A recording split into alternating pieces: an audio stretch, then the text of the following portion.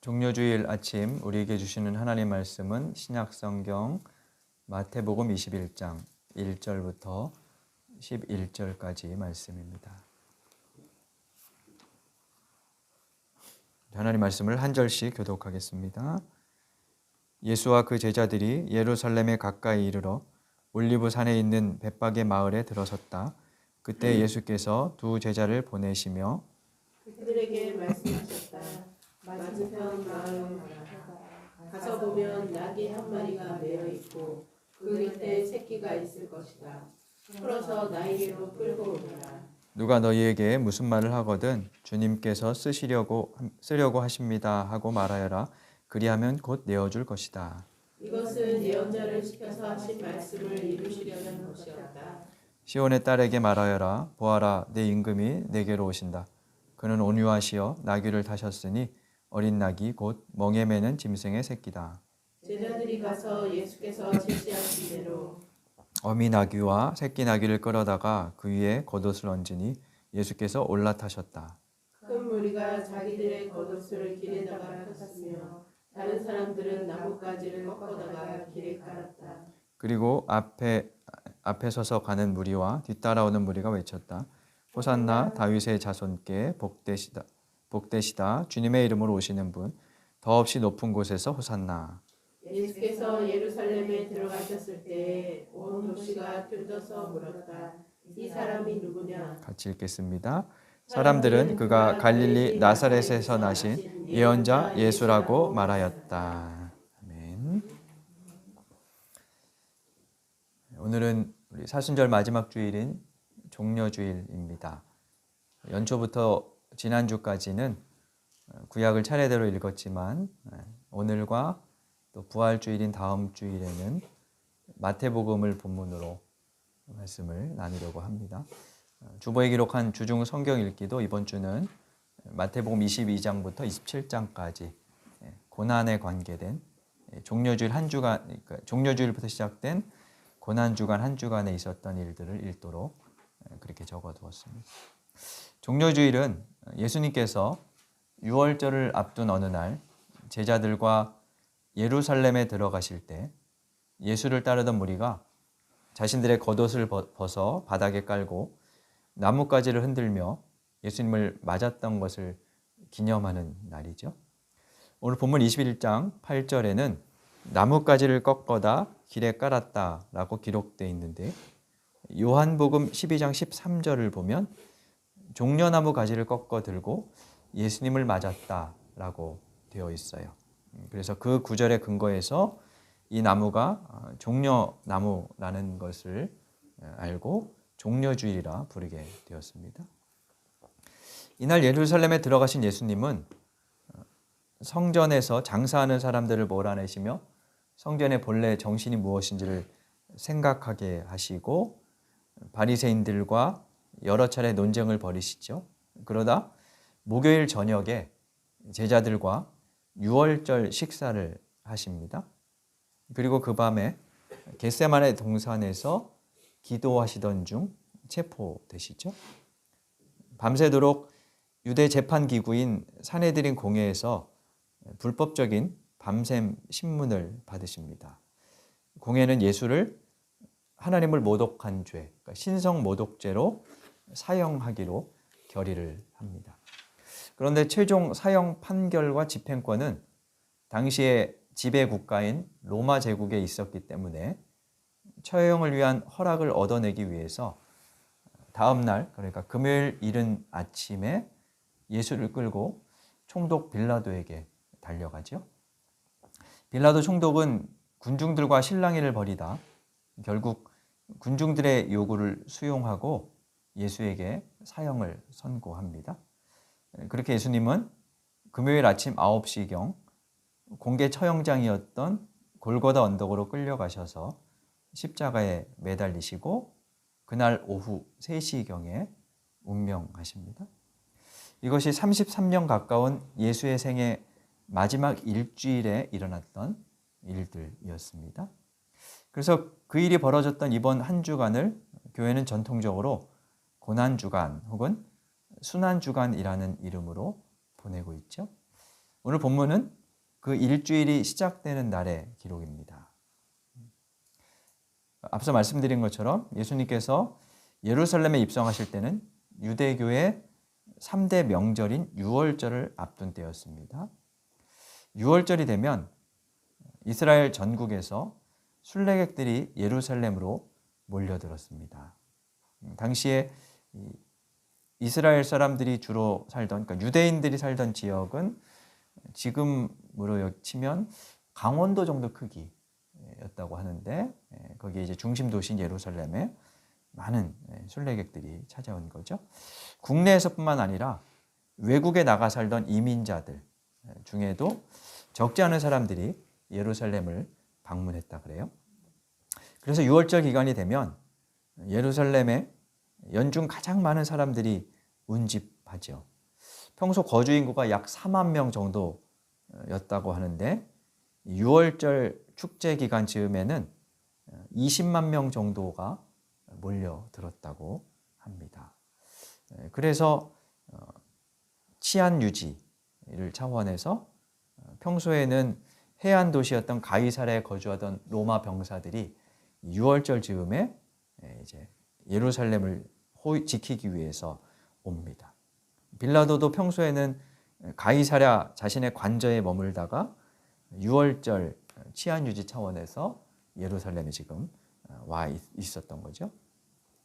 그런데 그들이 이 로마 군사가 그 예루살렘에 6월절 즈음에 온 이유는 이때가 유대인들의 정치적인 그 독립에 대한 기대가 정점에 달하던 때였기도 합니다. 6월절은 아시는 대로 이집트에서 노예로 살던 이스라엘의 조상들이 해방된, 그러니까 탈출하여 자유를 얻은 것을 기념하는 해방 기념 주일이었죠. 그래서 유대인들은 해마다 6월절이 되면 조상들이 이집트에서 종살이하던 일, 하나님께서 모세를 통해 그들을 해방시키셨던 일을 비롯한 하나님이 행하셨던 일들을 되뇌이며 자손들에게 이야기합니다. 그렇게 이야기하면서 그들이 바랬던 것은 무엇이었을까요? 하나님께서 다시 자신들을 제국의 지배 아래에서 해방시켜 주실 것을 고대했겠죠. 그 일을 이룰 구원자, 메시아를 보내주시기를 기다렸을 것입니다. 그러다 보니까 여러 가지 정치적인 어떤 폭동 같은 것들도 일어날 우려가 있었기 때문에 로마 정부에서 이제 예루살렘의 군대를 이제 주둔시켰던 거죠. 종려주일에 예수님께서 예루살렘에 방문하신 오늘의 기사는 유대인들의 그런 기대를 자극하기에 충분했습니다. 오늘 본문에 따르면 예수님께서 예루살렘 가까운 벳박의 마을에 도착하셨을 때 제자 두 사람을 맞은편 마을로 보내시죠. 보내면서 2절에 보니까 이렇게 말씀합니다. 거기에 가면 나귀 한 마리가 매여 있고 곁에 새끼가 있을 것인데 풀어서 끌고 오너라 라고 말씀합니다. 이것을 예수님께서 그 어떤 예언적인 시각으로 미리 아시고 이렇게 예견하고 이렇게 하신 일이다 뭐 이렇게 볼 수도 있지만 사실은 주인에게 미리 부탁해 놓았다고 봐도 뭐 크게 무리는 없어요. 그러니까 정황상 그랬을 가능성이 더 큽니다. 아무튼 두 제자가 예수님 말씀대로 가서 어미 나귀와 새끼 나귀를 끌고 오죠. 그리고 자기들의 겉옷을 안장 삼아 나귀의 등에 얹습니다. 그러자 예수님께서 나귀에게 올라타서 행진을 시작하십니다. 7절에 보면 그 위에 겉옷을 얹었다. 예수께서 올라타셨다라고 되어 있는데 사실 어떤 나귀에 탔는지는 정확히 기록되어 있진 않아요. 그죠? 근데 앞에 나오는 이제 예언 본문과 연관해서 새끼 나귀를 타셨던 것으로 우리가 그렇게 이해하죠. 예수님께서 나귀를 타고 행진하시자 예수님을 따르던 무리들이 자신들의 겉옷을 레드카펫 깔듯 길에 펼치고 또 어떤 사람들은 나뭇가지를 꺾어다 길에 깔며 환호했습니다. 외경 마카베오 상 13장에 보면 우리의 성경에는 없지만 이제 외경이라는 개신교에서 외경이라 부르는 책이 있는데 그 마카베오상 13장을 찾아보면 주전 2세기경 예수님께서 오시기 한 200년쯤 전에 한 150년여쯤 전에 유대인들이 일시적인 독립을 이루었던 때가 있었어요. 그때를 하스몬 왕조 시대라고 부르는데 그 왕조를 수립한 시몬이 예루살렘을 점령하고 예루살렘에 입성할 때 사람들이 종려나무 가지를 흔들며 환호했다는 이야기가 기록되어 있는 것을 우리가 찾을 수 있습니다.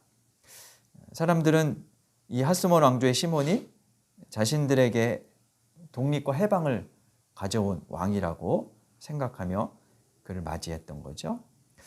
그때 나라를 회복시킨 그 시몬이라는 왕을 맞으며 환호했던 것처럼 지금은 예수님을 맞이하고 있는 거죠. 그래서 이 사건은 예수님을 새로운 왕, 메시아 그리고 구원자로 맞이했다는 의미입니다.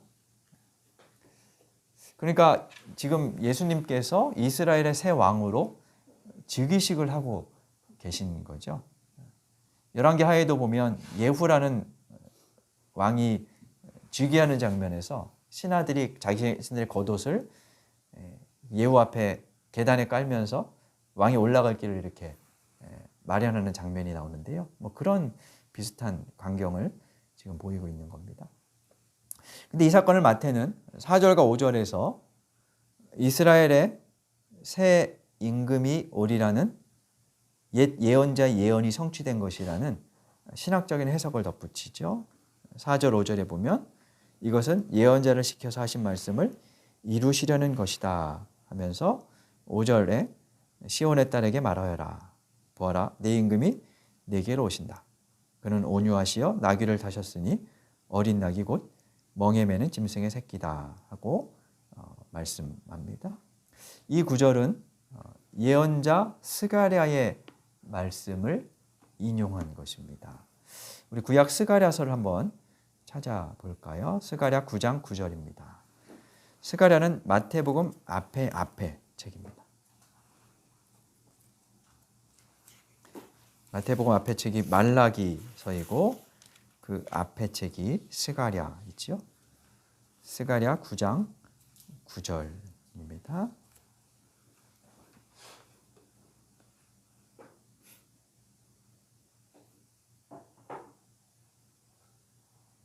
(9절과) (10절을) 한번 함께 읽어보겠습니다. 같이 읽겠습니다. 도성 시온아 크게 기뻐하여라. 도성 예루살렘아 환성을 올려라. 내 왕이 내게로 오신다. 그는 공의로우신 왕, 구원을 베푸시는 왕이시다. 그는 온순하셔서 나귀 곧 나귀 새끼인 어린 나귀를 타고 오신다. 내가 에브라임에서 병거를 없애고 예루살렘에서 군마를 없애며 전쟁할 때에 쓰는 활도 꺾으려 한다. 그 왕은 이방 민족들에게 평화를 선포할 것이며 그의 다스림이 이 바다에서 저 바다까지 유프라테스 강에서 땅끝까지 이를 것이다. 9절 말씀을 마태복음이 인용하고 있죠. 스가랴는 예수님께서 태어나시기 약 500년 전에 활동했던 인물로 알려져 있습니다. 물론 9장은 그로부터 조금 더 시간이 지난 주전 한 300년경을 배경으로 한다고 그렇게 얘기하는데요. 어쨌든 스가랴 이후의 시대는 이스라엘이 나라를 잃고 민족의 존속을 유지하기 위해 애쓰던 인물이었습니다. 그런 시절에 한 가지 바람이 있다면 국가의 재건이겠죠. 국권의 회복이었을 겁니다.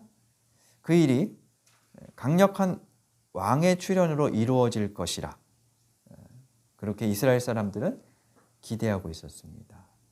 스가랴는 그 왕이 올 것이라 말하면서 예루살렘, 시온, 같은 표현이죠. 그 시온 예루살렘 사람들아 기뻐하라 하면서 말씀을 전합니다. 그런데 그 왕은 온순하기에 어린 나귀를 타고 옵니다.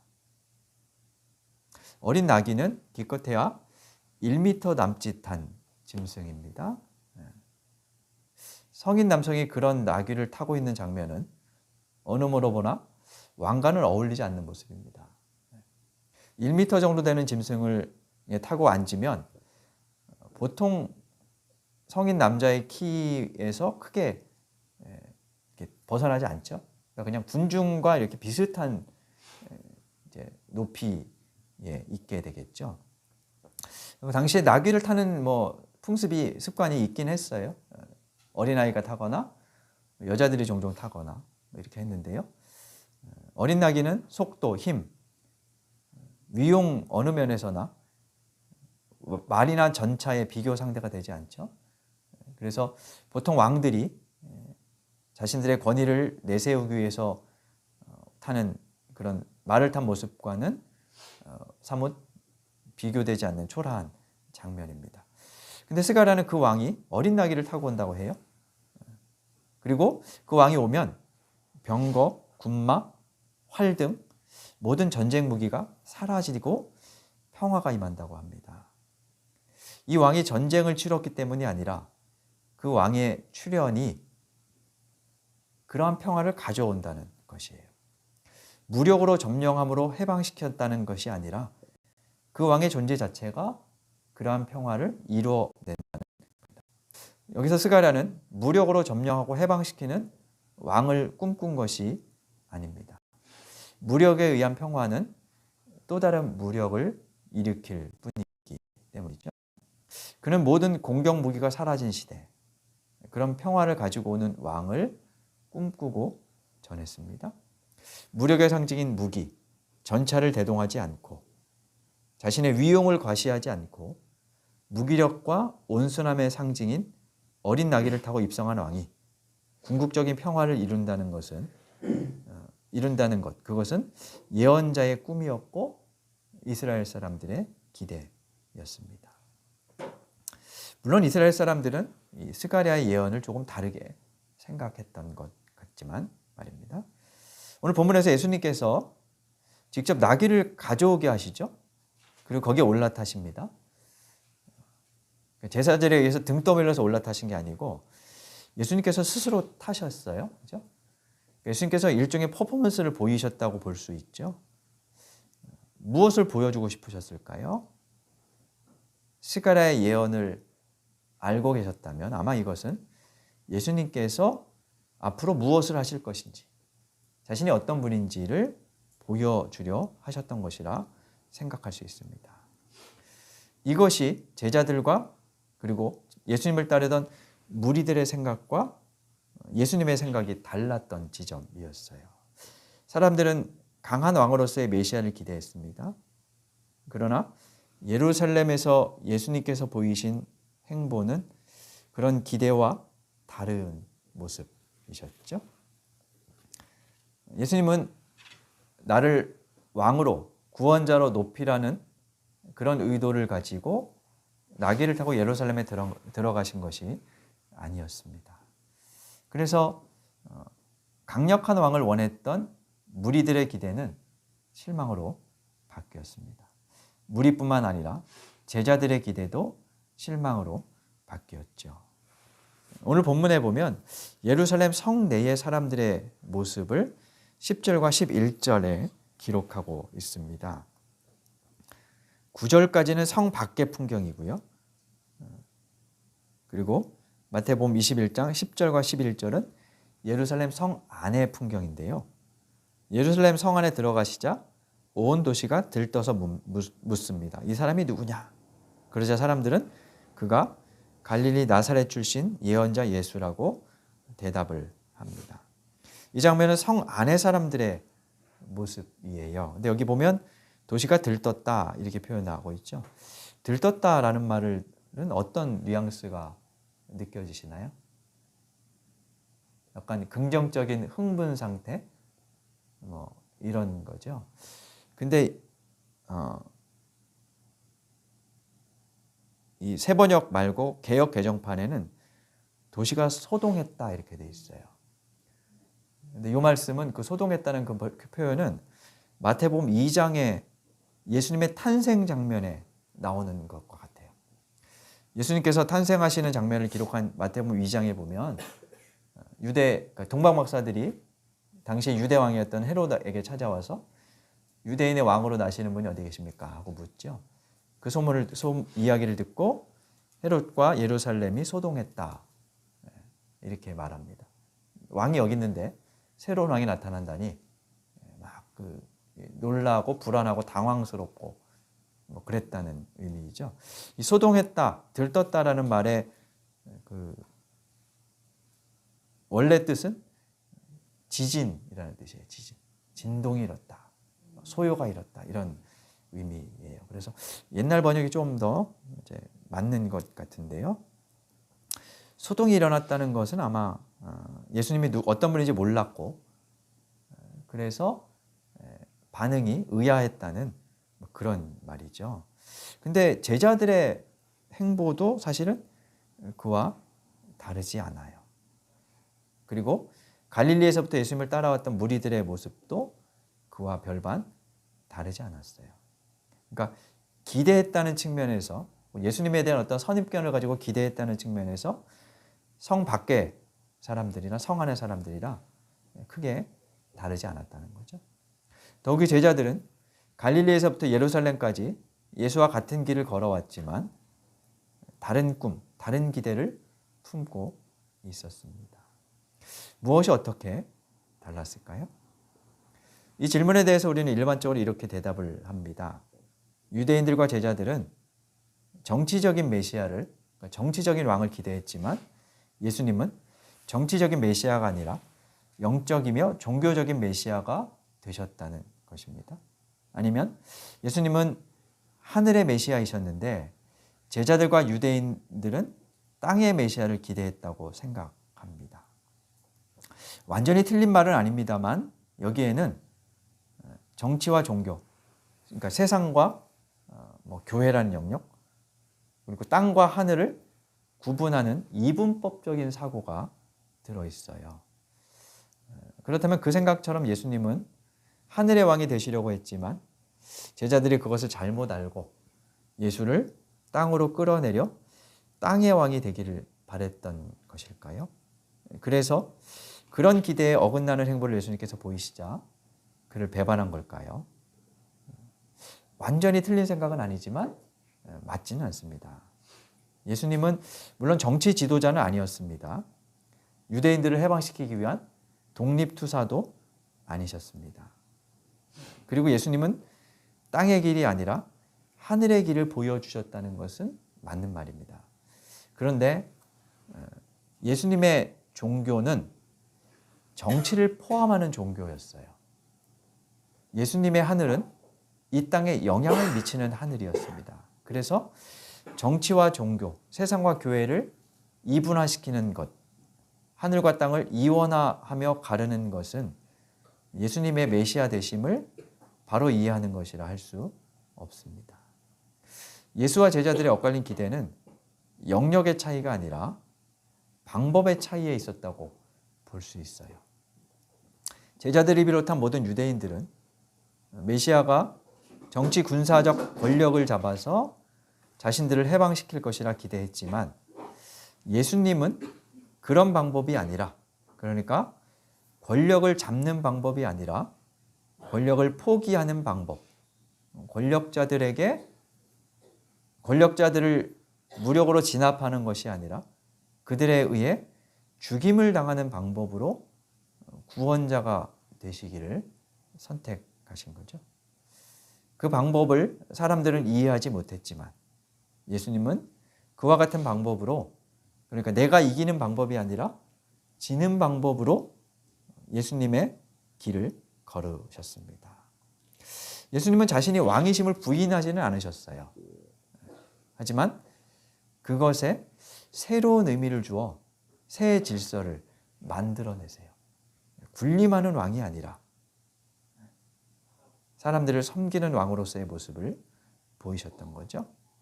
그래서 예수님이 지향하시는 왕의 모습은 어떻게 보면 왕 같지 않은 왕이고 하나님의 아들 같지 않은 하나님의 아들이었습니다.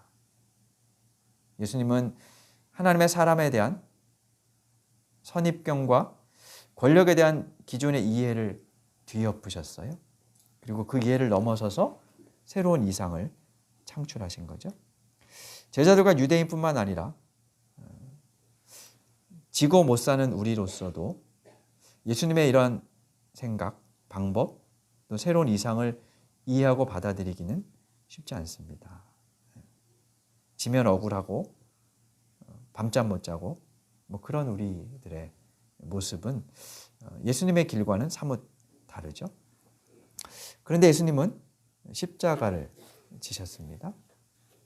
십자가를 지셨을 뿐만 아니라 십자가에서 지셨습니다. 십자가에서 사그러짐으로 꽃이 지듯 지셨고 십자가에서 무기력한 패배를 당하심으로 지셨습니다. 나뭇가지가 부러짐으로 새 집을 짓는 데 쓰이듯 당신의 몸이 부러짐으로 인간의 집을 새로 짓는 데 사용하셨습니다. 예수님의 이러한 길은 패배주의라고 볼 수 없습니다. 왜냐하면 그분은 삶을 포기한 것은 아니었기 때문이에요. 죽을 작정을 하셨긴 했지만 단순한 포기가 아니었어요. 그는 생명을 내놓았지만 결코 버리지는 않으셨기 때문입니다. 그분은 당당하게 죽음에 직면하였고 죽음을 자신의 삶의 방식으로 만들어내셨어요. 그래서 이것은 예수님께서 싸우신 방법이라고 볼 수 있어요. 그것이 하나님 나라의 통치 방법이었고 하나님 나라를 이루어가는 방법이었으며 예수님께서 영적인 싸움을 싸우신 방법이었습니다. 영적 싸움 하면 뭔가 우리의 현실과는 동떨어진 것처럼 생각하지만 그것은 신화적인 세계에서 일어나는 것이 아닙니다. 기독교와 타종교 사이에서 일어나는 것도 아닙니다. 그런 싸움은 우리가 살아가는 일상, 우리가 몸담고 있는 이 사회의 현실에서 벌어지죠. 그래서 우리는 그 싸움터에서 하늘의 시민으로 살아가는 것이라 할 수 있어요. 그 하늘은 우리가 하늘의 시민이라 할 때 그 하늘은 땅을 벗어난 하늘이 아니라 땅에서 살아가는 사람들의 삶의 원리로서의 하늘이에요. 그래서 그 하늘은 땅에 영향을 미칠 수밖에 없죠. 그 원리가 바로 십자가라는 것이에요. 오늘 한국의 기독교에 있는 모순이라 할까요? 좀 잘못된 현상 중에 하나는 예수님의 주대심, 메시아성을 영역의 차이로 국한한다는 것이에요. 어떤 영적인 차원에서만 이해해요. 신앙은 영적인 영역 또는 교회 영역에만 해당된다고 생각을 하는 겁니다. 근데 그러면서도 정작 기대하는 것은 매우 세속적이에요. 신앙은 오직 하늘만을 추구하는 것이라 말하면서도 그 하늘에 구하는 것들을 보면 대부분이 땅의 것들 뿐이죠. 십자가만 바라보고 십자가만 붙들고 살아야 한다고 말하지만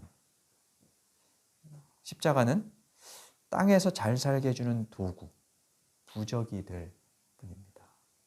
십자가를 도구화하는 거죠. 그렇게 되지 않기 위해 우리는 이 종려주일에 우리가 하나님께 간구하는 내용들을 면밀히 살펴보고 십자가의 의미와 정신을 새롭게 묵상해야 할 필요가 있습니다. 그리고 사는 길, 살리는 길이 무엇인지 생각해야 합니다. 그러한 성찰을 통해서 하늘의 원리로 나 자신과 이 땅을 변화시키며 예수님의 길을 따르는 우리가 될 수 있기를 바랍니다. 종려주일에 예루살렘으로 들어가셔서 십자가를 지시고 십자가에서 지심으로 궁극적인 구원과 평화를 이루신 그분을 따라 우리도 우리의 생을 살아갈 수 있기를 간절히 바랍니다. 주신 말씀 생각하며 다짐의 기도 드리겠습니다.